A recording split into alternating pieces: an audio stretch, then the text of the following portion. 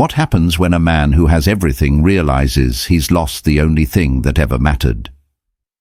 Richard Sterling, a billionaire titan of industry, walked into his divorce, hearing convinced it was just another business deal to be closed. He had the power, the money, and the younger, glamorous woman on his arm. He thought he'd already won. But when his wife of 25 years, Catherine, walked into the courtroom, she wasn't the broken woman he expected. Her quiet dignity was an armor he couldn't breach, and in her eyes he saw the reflection of a man he no longer recognized. This is the story of a man who paid the ultimate price, not in dollars, but in regret. The air in courtroom 3B of the New York County Supreme Court was stale, tasting of old paper, cheap coffee, and the ghosts of 1,000 fractured promises. For Richard Sterling, it was just another room to be conquered. He sat at the polished mahogany table, a fortress of bespoke tailoring and quiet, indomitable confidence. His suit, a deep charcoal wool from a tailor in Savile Row, whose name was whispered, not spoken, cost more than the presiding judge's yearly salary. Beside him, his lawyer, Marcus Thorne, a man whose ruthlessness was as legendary as his fees, shuffled papers with practiced indifference. Richard glanced at his watch, a Patek Philippe Grandmaster chime, a symphony of complications on his wrist. They were waiting. He hated waiting. It was a concession of power, a momentary lapse in his meticulously orchestrated control of the universe. He expected this to be swift, a formality. Catherine, his wife of 25 years, soon to be ex-wife, had been a quiet partner, a homemaker, the elegant, unassuming woman who raised their 2 children and curated their life into a masterpiece of quiet luxury while he built an empire in steel and glass. He had been generous in his initial offer, insultingly so, designed to have her sign the papers and disappear into a comfortable, wealthy obscurity. But she had refused, an act of defiance so uncharacteristic it was almost amusing. The heavy courtroom doors swung open, and for a moment Richard's breath caught. It wasn't the woman he remembered. The Catherine he had left 6 months ago was a spectre of herself, her eyes hollowed by grief, her movements hesitant. The woman who walked in now was transformed. She wore a simple navy blue dress that spoke of elegance, not expense. Her silver-streaked brown hair, which he'd often criticized for making her look her age, was pulled back in a chic low bun that highlighted the fine bones of her face. There were lines around her eyes and mouth, but they no longer looked like fissures of sadness. They looked like etchings of wisdom, of resilience. She was thinner, yes, but she held herself with a straight-backed poise that seemed to radiate a quiet, unshakable strength. She wasn't leaning on her lawyer, a sharp-eyed woman in her 50s. She was walking beside her, an equal. Their eyes met across the hushed room. Richard had expected to see pain, anger, perhaps even desperation. He saw none of it. He saw a calm, clear-eyed assessment. It was the look of a stranger evaluating him, and it was more unsettling than any scream or sob could ever have been. It was as if she was looking straight through the billion-dollar facade, the Patek on his wrist, the headline-making deals, and seeing the hollow man beneath. In that moment, the cavernous courtroom felt less like his stage and more like a hall of mirrors, each one reflecting a version of himself he didn't want to see. "All rise," the bailiff droned, and the proceedings began. Marcus was masterful. He painted a picture of Richard as a titan of industry, a generous husband whose wife had enjoyed a life of unimaginable privilege. He spoke of assets, portfolios, and the sheer scale of the Sterling fortune, subtly framing Catherine's claim as an audacious overreach. Mrs. Sterling contributed nothing to the accumulation of this wealth, Marcus stated, his voice smooth as silk. She was a homemaker, a wonderful mother, no doubt, but her role was in the domestic sphere, entirely separate from Mr. Sterling's business endeavors. Richard nodded slightly, the narrative aligning perfectly with his own. He had built it all. Every skyscraper, every deal, every billion. Catherine had spent it. It was a simple, clean transaction in his mind. Then Catherine's lawyer, a woman named Helen Pierce, stood up. She didn't have Marcus's theatrical flair, but she had a presence that was just as commanding. It was the quiet authority of someone who held all the cards. "Your Honor," Helen began, her voice steady and clear, "we contest the notion that my client, Catherine Vance, was merely a homemaker. While she did raise 2 exceptional children and manage multiple properties, her contribution to Mr. Sterling's empire began long before the empire existed." She produced a document, a faded typewritten business plan from 1998. "This is the original proposal for Sterling Properties LLC, the market analysis, the 5-year growth projections. They were written by Catherine Vance, then a recent graduate with a master's in urban planning, on a second-hand typewriter in their 2-bedroom apartment in Queens." A murmur rippled through the room. Richard stared at the document, a relic from a life he'd long since buried. He remembered that apartment, the leaky faucet, the smell of Catherine's coffee as she worked late into the night, her brow furrowed in concentration, believing in him more than he believed in himself. He'd forgotten. He had actively, methodically forgotten. Helen wasn't finished.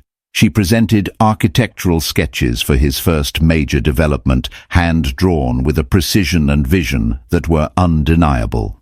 These initial designs, which saved Mr. Sterling over $1 million in architectural fees and won him the bid, were also created by my client. One by one, Helen Pierce dismantled the myth of Richard Sterling, the solitary genius. She revealed the woman who had been his co-pilot, his strategist, his intellectual partner, before he had decided her role was better suited to picking out china patterns and charity galas. She wasn't asking for half of his fortune because she was his wife. She was asking for her equity, the long-overdue payment for a co-founder who had been systematically erased from the company's history. Richard felt a cold knot tighten in his stomach. This wasn't a divorce. It was a corporate dissolution. He looked at Catherine again. Her expression hadn't changed. There was no triumph, no smug, "I told you so." There was only that same unnerving calm, the calm of someone who was not there to fight over money, but to reclaim a truth he had stolen from her. The Patek on his wrist suddenly felt heavy, vulgar. For the first time in decades, Richard Sterling felt the one thing he'd built his entire life to avoid, a complete and utter loss of control. The empire he thought was his alone had foundations he hadn't built, and the architect was finally calling in her due. The ride back to his penthouse was a silent, tense affair. The city blurred past the tinted windows of the Maybach, a concrete and glass kingdom that usually made Richard feel powerful. Today it felt like a monument to his own ignorance. Isabelle Dubois, the woman for whom he'd detonated his life, sat beside him, her perfume, a sharp, expensive scent called Scandal, filling the small space. "That woman has some nerve," Isabelle said, breaking the silence. Her voice, usually a purr, had a brittle edge. "An urban planning degree, please," as if that qualifies her to run a lemonade stand, let alone a multi-billion-dollar enterprise. She ran a perfectly manicured hand down his arm. Her touch was meant to be soothing, but it felt like the scrape of a key on a locked door. Richard didn't respond. He was replaying the moment Helen Pierce had presented that old business plan. He could suddenly smell the dust on their old bookshelf, see the chipped rim of the coffee mug Catherine used, hear the clatter of the typewriter keys. It was a memory so vivid, so real, it made the opulent leather interior of the car feel like a cheap movie set.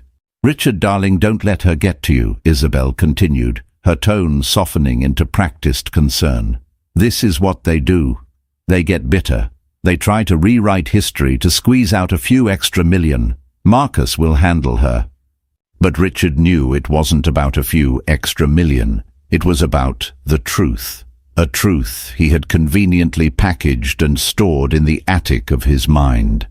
Catherine hadn't just typed the plan. She had debated every point with him, challenged his assumptions, and built the very intellectual framework he had later claimed as his own singular genius. They arrived at the penthouse, a glass box perched 50 stories above Central Park. It was a space designed to impress, with minimalist furniture, museum-quality art, and panoramic views that stretched to the horizon. It was Isabel's dream, a stage for the life she wanted to lead. But as Richard walked in, the gleaming marble floors and vast empty spaces felt cold and sterile. It wasn't a home, it was a showroom.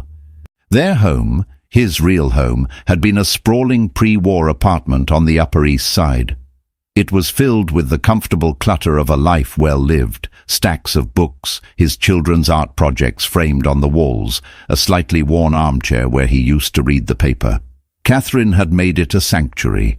Isabel had made this place a statement. "I'll have Antoine mix us some martinis," she said, slipping off her heels. "We'll forget all about this ugly business." Richard walked to the floor-to-ceiling window, looking down at the city. He could see the top of the Sterling Tower, the flagship of his empire, its spire piercing the clouds. He had stood here countless times, feeling like a king surveying his domain. Now he felt a profound, unsettling loneliness. His phone buzzed. It was his son, Leo, a sophomore at Stanford. Richard's heart gave a hopeful leap. He hadn't spoken to Leo in weeks. "Leo," he answered, trying to keep his voice even. "I heard about court." Leo's voice was flat, devoid of warmth. "Grandma told me." "It's just proceedings, son. Lawyers talking." A bitter laugh came through the phone. "Lawyers talking? Dad, they're talking about my mother's life, the life you're trying to erase." The accusation hit him like a physical blow. "That's not what's happening." "Isn't it? You left her for your assistant. You moved into some glass palace and you expect her to just vanish with a check. Did you forget everything she did?" "I haven't. I remember her grading papers and marking up your proposals while you were out networking. I remember her designing the layout for the lake house because you said the architects were idiots. We all remember, Dad. You're the only one who forgot." Each word was a nail in the coffin of his self-deception. This wasn't just Catherine's fight. It was his children's. He was losing them, not in a custody battle, but in the war for their respect. "Leo, he started, but no words came. What could he say? "I'm sorry. I was blinded by a pretty face and the thrill of feeling young again. I'm sorry. I devalued your mother because it made me feel more powerful." "Just don't," Leo said, his voice cracking with an anger he could no longer contain. "Don't call me until you've figured out how to tell the truth, to yourself, for a start." The line went dead. Richard stood, the silent phone in his hand, the city lights beginning to glitter below. Isabel returned, holding 2 perfectly chilled martini glasses. She smiled, a dazzling, flawless expression that didn't reach her eyes. "There you are, darling. See? Everything is better already." She held out the glass. He looked from the drink to her face, a face he had once thought was the most beautiful thing he had ever seen. Now he saw the calculation behind the eyes, the ambition behind the smile. She wasn't his partner. She was his successor. She didn't love him. She loved what he represented. The realization dawned with a terrifying clarity. He hadn't traded his old life for a better one. He had traded a real home for a gilded cage, a true partner for a beautiful warden, and in the process he had locked himself inside with his own ghosts. Catherine Vance's new life was measured in blocks, not miles. She lived in a modest but elegant brownstone in Brooklyn, a world away from the chauffeured cars and cavernous rooms of her past. Her days no longer revolved around charity boards, dinner party menus, or Richard's unpredictable schedule. They revolved around the steady, satisfying work of rebuilding. Her apartment was filled with light, plants, and the smell of freshly brewed coffee and old books. On a large drafting table by the window, architectural plans were spread out, held down by smooth stones her daughter, Sophie, had collected from a beach in Montauk years ago. After a 2-decade hiatus, Catherine had started her own small firm, specializing in sustainable urban residential design. It was terrifying and exhilarating. For the first time in years, her identity wasn't reflected in Richard's shadow. It was being built, beam by beam, by her own hands. This morning, she stood by the window, mug in hand, watching the neighborhood wake up. People walked their dogs. Children cycled to school. The scent of bagels drifted from the corner deli. It was a life of simple, tangible connections, and it was more grounding than all the galas and private jets had ever been. Her phone buzzed. It was her lawyer, Helen. "He's rattled," Helen said, her voice crisp. "Marcus Thorne called me twice last night, first with threats, then with a new offer. He doubled it." Catherine took a slow sip of coffee. "It's not about the money, Helen." "I know," Helen replied, a hint of admiration in her tone. "That's why we're going to win. Not just the settlement, Catherine. We're going to win the narrative. Your story will be told." After hanging up, Catherine walked over to the drafting table. The project she was working on was a community center for a low-income neighborhood. It was complex, underfunded, and profoundly meaningful. As she picked up a pencil, its familiar weight a comfort in her hand, her mind drifted back. She remembered one night, 15 years ago. Their daughter, Sophie, then 6 years old, had a severe asthma attack in the middle of the night. It was terrifying. Catherine had rushed her to the emergency room, spending 8 frantic hours in the sterile, beeping chaos while doctors worked to stabilize her breathing. Richard was supposed to be in Chicago for a conference. She had called him, her voice shaking, leaving a desperate voicemail. He never called back. The next morning, as Sophie slept soundly in a hospital bed, Catherine saw a photo in an online gossip column. It was Richard, not in Chicago, but at a glamorous hotel opening in Miami. Standing beside him, her hand possessively on his arm, was his new, impossibly young executive assistant, Isabelle Dubois. The headline read, "Billionaire Richard Sterling and a mystery brunette heat up South Beach." The world had tilted on its axis. It wasn't just the infidelity, it was the casual cruelty of it. While she was terrified for their child's life, he was sipping champagne, building a new life on the ashes of their vows. When he finally returned home 2 days later, he was armed with excuses: a last-minute flight change, a dead phone battery, a crucial investor meeting. She didn't believe a word, but she confronted him with a cold, quiet fury. He didn't confess. He deflected, accused her of being hysterical, of not trusting him. "It was a work event, Catherine. You're making a scandal out of nothing. Isabelle is a valuable employee. That's all." But the lie was there, slick and ugly in his eyes, and in that moment she understood the new power imbalance in their marriage. He wasn't just her husband anymore. He was Richard Sterling TM, a brand, an entity so powerful he believed he could rewrite reality itself. To challenge him would mean a war she wasn't equipped to fight, not then. With 2 young children and a life entirely interwoven with his, she felt trapped. So she made a calculated decision. She would stay not as a wife, but as a custodian of her children's stability. She would play the part, smile at the parties, and wait. She would wait for the day her children were grown, for the day she had the strength to reclaim herself. That day had come. The ringing of her doorbell pulled her back to the present. It was Sophie, now a bright, empathetic freshman at NYU, home for the weekend. She bounded in, dropping a bag of groceries on the counter and enveloping Catherine in a hug. "I brought you that weird oat milk you like," Sophie said, her voice muffled in her mother's shoulder. "And I saw the headlines. Are you okay?" Catherine held her daughter tight. "I'm more than okay, sweetheart. I'm finally myself." Sophie pulled back, her eyes so like Richard's but filled with a warmth he'd lost, scanning her mother's face. "He's an idiot, Mom. He threw away the best thing in his life." Catherine smiled, a genuine, unburdened smile. "No, honey, he didn't throw me away. He just set me free." They spent the rest of the day together, not talking about the divorce, but about Sophie's classes, the progress on the community centre, a funny movie they wanted to see. It was a normal day, beautifully, wonderfully normal. As evening fell, Catherine looked around her small, light-filled apartment, at her daughter laughing, at the plans on her table, at the life she was building from the ground up. She felt no bitterness, no consuming anger, only a profound sense of peace. Richard had thought her life was a gilded cage of his making. He never understood the truth. She had always held the key. He was the one who was truly imprisoned.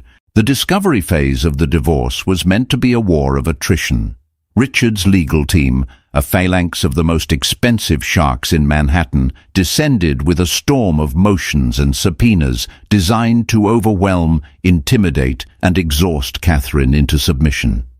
They demanded decades of credit card statements, diaries, personal emails, anything to paint her as a profligate spender, an unstable woman, a gold digger.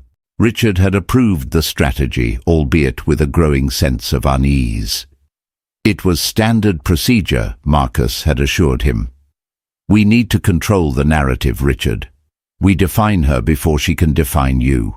But the narrative wasn't cooperating. Helen Pierce and her small, meticulous team met their onslaught not with equal aggression, but with calm, unassailable facts.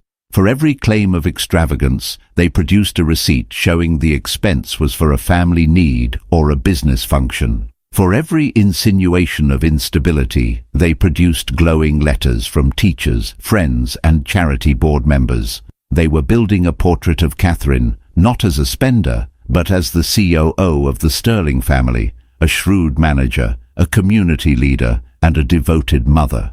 The turning point came during a deposition. Richard sat in a sterile conference room, Isabel by his side, a move Marcus had advised against but Isabel had insisted upon, as Helen Pierce questioned one of his oldest business partners, a man named George Friedman.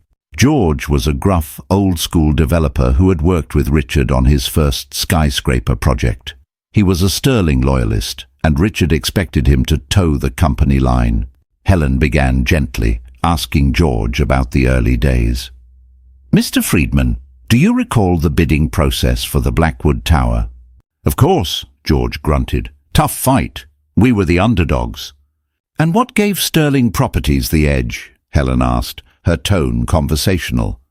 "Richard," George said, nodding towards him. "He had a vision and a killer financial model." "Ah, yes, the financial model," Helen said, consulting her notes. "The one that demonstrated how a phased construction schedule, tied to pre-lease agreements, could significantly reduce upfront capital risk. It was brilliant, revolutionary at the time." "Damn right it was," George said proudly. "Who developed that model?" George shifted in his seat. "Well, Richard, of course." Helen paused, letting the silence hang in the air. Then she slid a folder across the table. "I'd like to enter into Evidence Exhibit 27B. These are pages from a graduate thesis submitted to Columbia University in 1996. The title is Risk Mitigation in Large-Scale Urban Redevelopment Through Phased Financial Structuring." Richard's blood ran cold. He knew that title. "The author of this thesis," Helen continued, her voice level, "was Catherine Vance. Could you take a look at page 47, Mr. Friedman, and tell me if you recognize the core principles of the financial model you used for the Blackwood Tower?" George put on his glasses and peered at the document. A long moment passed. He looked up, first at Helen, then at Richard, his expression a mixture of confusion and dawning realization. "Well, I'll be damned," he muttered. The room was silent. Richard felt Isabel's hand tighten on his arm. He refused to look at her. He was staring at the copy of Catherine's thesis, a document he hadn't thought about in 25 years. He had dismissed it at the time, called it academic nonsense. But he had read it. He had absorbed its ideas, internalized its logic, and then seamlessly presented it as his own. It wasn't conscious theft, not exactly. It was more insidious. It was the slow, arrogant absorption of her intellect, a kind of intellectual vampirism he hadn't even recognized he was committing. "This changes nothing," Marcus blustered later, back in his office. "Ideas are cheap. Execution is everything. You executed, Richard." But it changed everything. The story he told himself, the myth of the self-made man who had dragged his family up from nothing, was unraveling. He wasn't a solo act. He had a silent partner, one whose contributions he had not only ignored, but actively erased. That evening the penthouse felt smaller, the walls closing in. Isabel was planning a party, a lavish affair to show everyone we're unbothered. She chattered on about guest lists and caterers, her voice a grating counterpoint to the turmoil in his head. "We'll invite the Van der Geldens, of course, and I think we can finally get the mayor to commit," she said, scrolling through her phone. "This will be the perfect way to announce our engagement officially." Engagement. The word hung in the air, alien and wrong. He looked at her, truly looked at her, as she meticulously curated a list of people who mattered only for their status. She wasn't building a life with him, she was executing a merger. Catherine had helped him lay the foundation of an empire. Isabel was just there to redecorate the throne room. He walked into his home office and closed the door. On his desk was a framed photo. It was from a decade ago, the four of them on a sailboat. He, Catherine, a teenage Leo, and a gap-toothed Sophie, all windswept and laughing. They looked happy. They looked real. He had been so busy building a legacy of steel and glass, he hadn't realized he was already living inside his true legacy, and he was the one taking a sledgehammer to it. He picked up the phone and dialed his sister. "Carol," he said, his voice hoarse, "I need to talk." "It's about time," she replied, her voice filled with a weary sadness. "I've been waiting for this call for 6 months, Richie. What have you done?" Richard started avoiding the penthouse. He told Isabel he was consumed by a hostile takeover bid, a lie she readily accepted, as business was the only language she truly respected. In reality, he was adrift. He took a room at the Carlyle, a place of old-world quiet that felt more authentic than his glass box in the sky. He spent his days walking the city, not as a conqueror in a Maybach, but as a ghost on the sidewalk. He walked past the old apartment in Queens, now gentrified beyond recognition. He stood outside the pre-war building on the Upper East Side, staring up at the windows of what was once his home, now just another asset to be divided. He was trying to find the man he used to be, the ambitious but hopeful young husband who had shared dreams with his wife over a rickety kitchen table. But he couldn't find him. That man was a foreigner from a distant past. His sister Carol's words echoed in his head.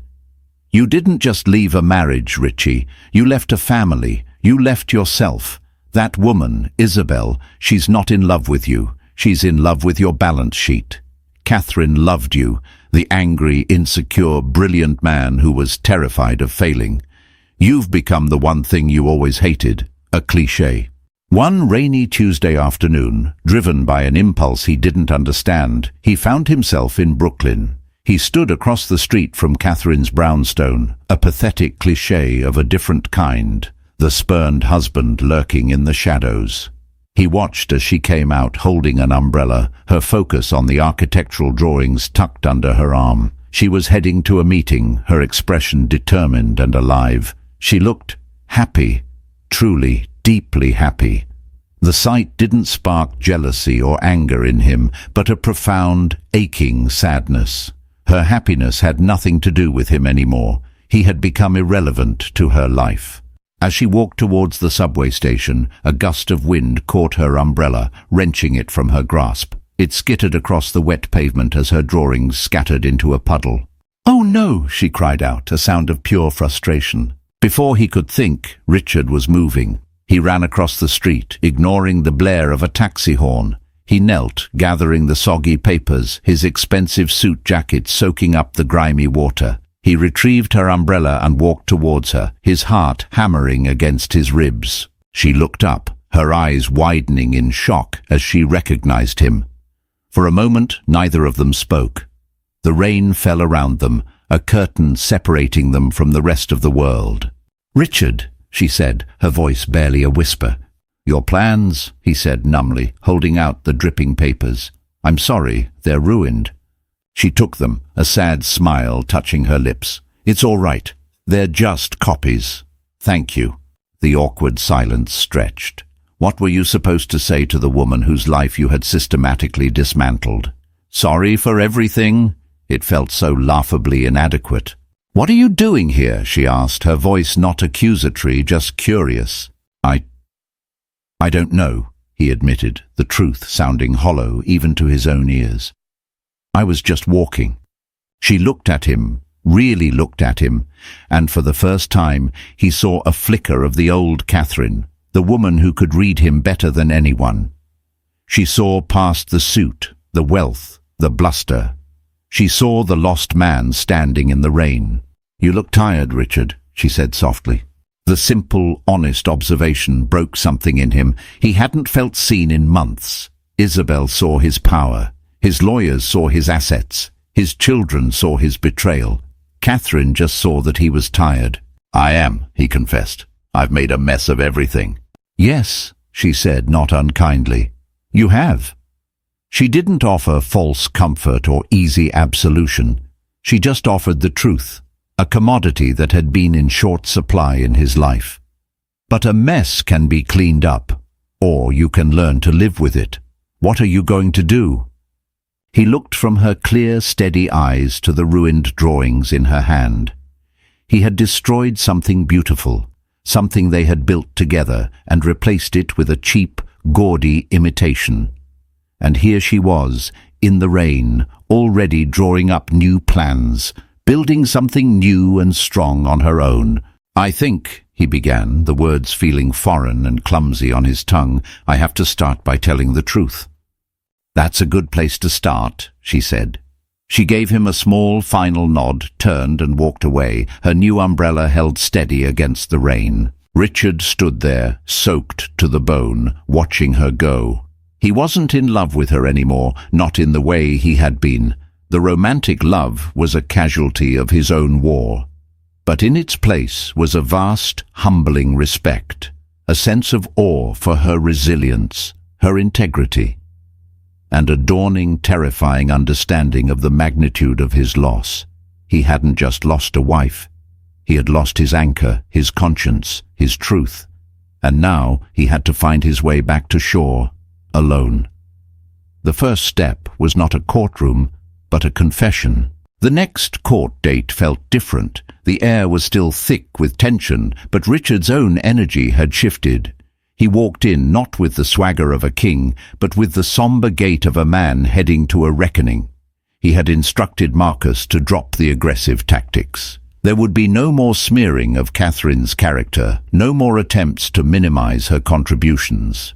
Isabel was not with him. Their final conversation had been short and brutal. He had told her he was offering Catherine a settlement far beyond what Marcus advised, a true half of the fortune, plus a controlling interest in the philanthropic foundation Catherine had founded and he had sidelined. "Are you insane?" Isabel had shrieked, her mask of cool sophistication shattering into 1,000 pieces of raw fury.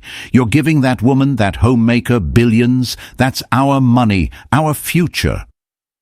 "No, Isabel," he had said, a strange calm settling over him. "It's my debt, and it's past time I paid it." Her eyes had turned to ice. "You'll regret this, Richard. I will make sure of it." The threat was empty. She had no power over him anymore, because he no longer cared what she or anyone in their hollow social circle thought. Now, in the courtroom, he sat alone at his table. He saw Catherine and Helen Pierce take their seats. Catherine's eyes met his briefly, a question in them. He gave a slight, almost imperceptible nod. When the judge called the proceedings to order, before Marcus or Helen could speak, Richard stood up. A shocked silence fell over the room. "Your Honor," Richard said, his voice clear and steady, resonating in the quiet space. "May I address the court?" The judge, a stern-faced woman who had seen everything, looked surprised but intrigued.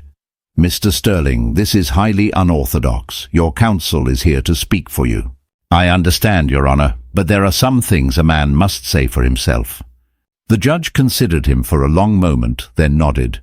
Proceed, but be brief. Richard didn't look at his notes. He didn't look at the judge. He turned and looked directly at Catherine. He was not speaking to the court. He was speaking to her. For the past 6 months, he began, my legal team, under my direction, has attempted to paint a picture of my wife, Catherine Vance, as a peripheral figure in my life and my success. They have tried to frame her as a homemaker who is now making an outrageous claim on a fortune she did not help create. Your Honor, I am here today to state for the record that this narrative is a lie that I, myself, have perpetrated for many years. Gasps rippled through the gallery. Marcus Thorne looked as if he might faint.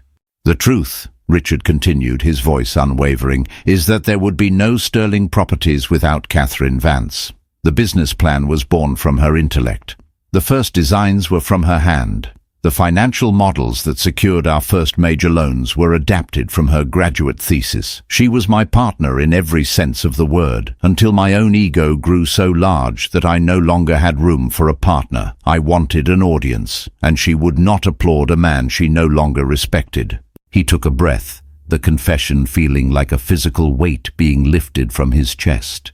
I systematically erased her contributions, taking credit for her ideas and her labor, not just from our public history, but from our private one. I convinced myself that the myth of the lone genius was the truth.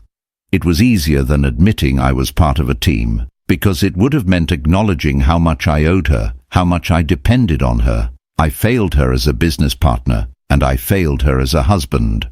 He finally broke eye contact with Catherine and looked at the judge. I have disrespected this court by wasting its time with false arguments, but my true crime was against my family. I betrayed their trust, and I have caused them immeasurable pain, for which I am profoundly sorry. Therefore, I am withdrawing all of our previous offers and arguments. I have instructed my counsel to accept Ms. Vance's original proposal in its entirety. She is not taking half of my company. She is finally claiming her stake in ours. He finished, his words hanging in the stunned silence. He had just publicly dismantled his own myth, admitted to being a fraud, and given away billions of dollars. And for the first time in a very long time, he felt a sense of integrity. He felt clean. He looked back at Catherine. A single tear was tracing a path down her cheek. It wasn't a tear of triumph or of pity. It looked like a tear of grief, for the man he could have been, for the marriage they could have had. Helen Pierce rose slowly. Your Honor, in light of Mr. Sterling's statement, we accept. The judge banged her gavel, her expression unreadable. This court is adjourned. Richard didn't wait. He turned and walked out of the courtroom, alone. He didn't know what came next. He had torched his old life, and he had no map for a new one. But as he stepped out into the bright, indifferent sunlight of a New York afternoon, he felt something he hadn't felt in years. He felt free, not from a marriage, but from the prison of his own lies. The cost had been immense, but for the first time he understood the difference between price and value.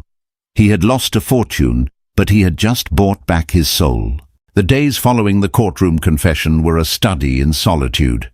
The news of Richard's public self-immolation spread like wildfire through the financial world. Some called him a fool.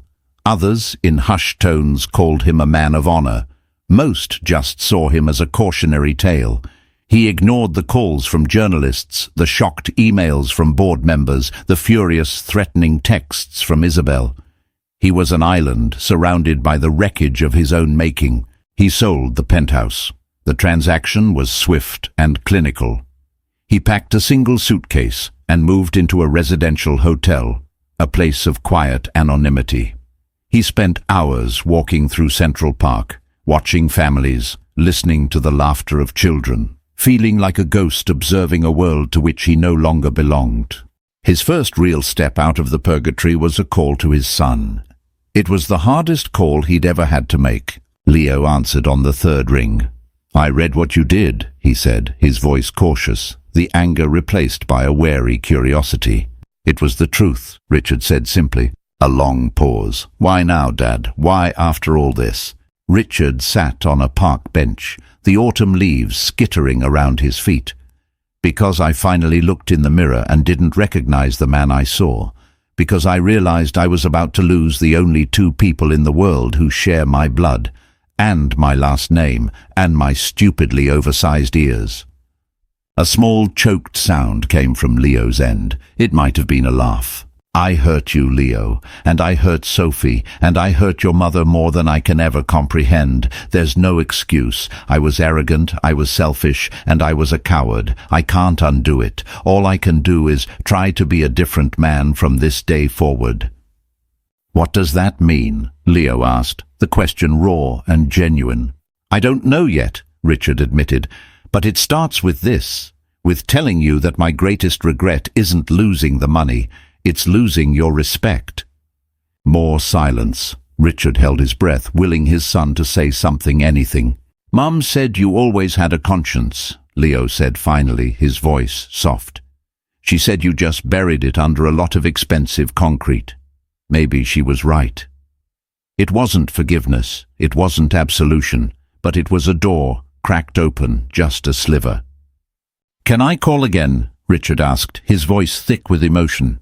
Yeah, Dad, Leo said. You can call again. Buoyed by that small victory, Richard began the arduous process of untangling his life. He stepped down as CEO of Sterling Properties, handing the reins to a trusted successor.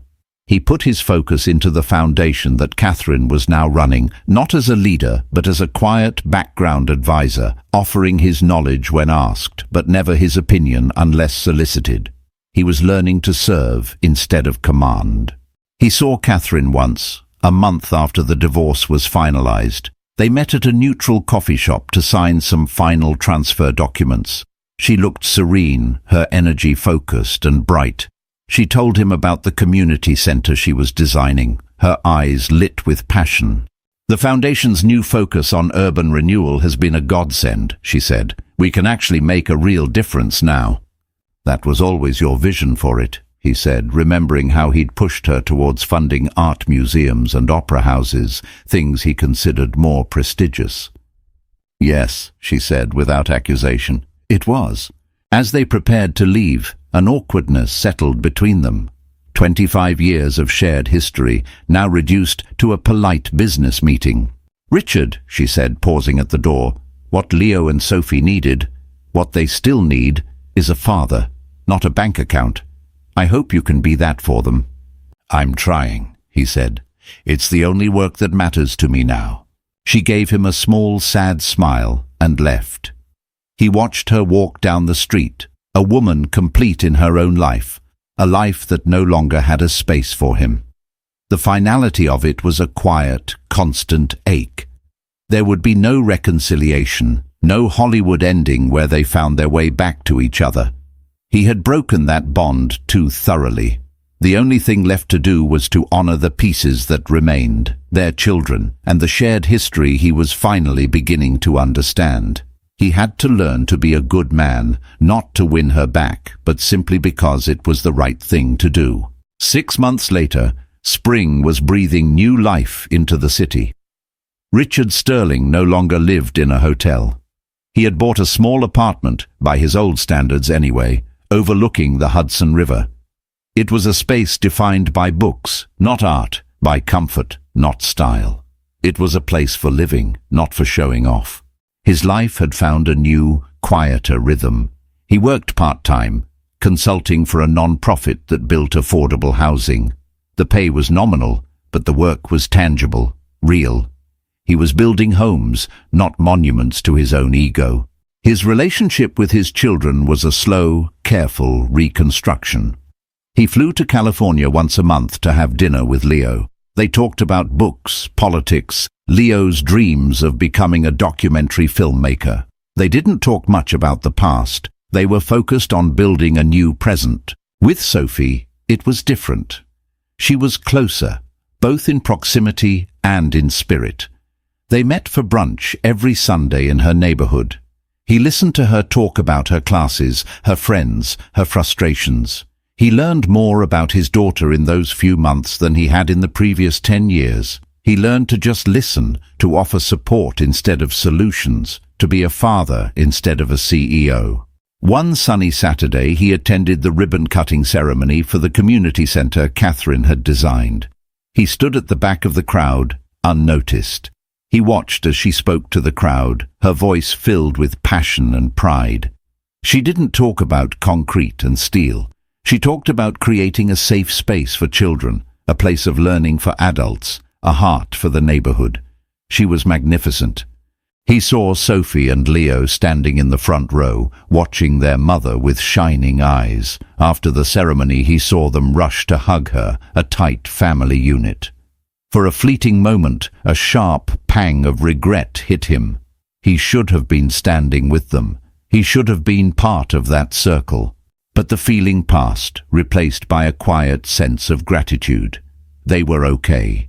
His children were thriving, and their mother was happy and fulfilled. His selfish actions had caused a devastating earthquake, but from the rubble they had all managed to build something new and strong. He was about to slip away when he heard his name. "Dad?" It was Sophie. She had seen him. She walked over, a bright smile on her face. "I was hoping you'd come." "I wouldn't have missed it," he said. "Your mother, she's done something incredible here." "Yeah, she has," Sophie agreed. "We're all going for pizza to celebrate. You should come."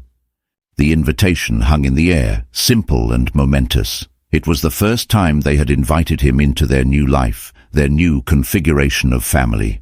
He looked over her shoulder and saw Catherine and Leo watching them. Catherine gave him a small, neutral nod. It wasn't a welcome, not exactly. It was an allowance, an acknowledgement that he was their father, and that he had a place, albeit a new and different one. "I'd like that very much," Richard said, his voice thick. He walked with his daughter towards his son and the woman who was once his wife. It wasn't the life he had once envisioned, glittering with power and prestige. It was something smaller, quieter, and infinitely more valuable. It was a life built not on the shifting sands of wealth and ego, but on the bedrock of forgiveness, second chances, and the enduring, complicated bonds of family. He had lost an empire, but he was slowly, carefully rebuilding a home. Richard Sterling's story is a powerful reminder that the most valuable assets we have can't be listed on a stock exchange. It's about realizing that true wealth is measured in trust, respect, and the love of family. Things that, once broken, are the hardest to rebuild. His journey from arrogance to accountability shows that redemption isn't a destination. It's a difficult, day-by-day process of choosing to be a better person. It's a choice we all have to make in our own lives. If this story of betrayal, regret, and the slow path to redemption moved you, please give this video a like and share it with someone who appreciates deep, emotional storytelling. For more content that explores the complexities of the human heart, make sure to subscribe to the channel and hit the notification bell so you never miss a new story. And I'd love to hear your thoughts in the comments below. What do you think was the true turning point for Richard?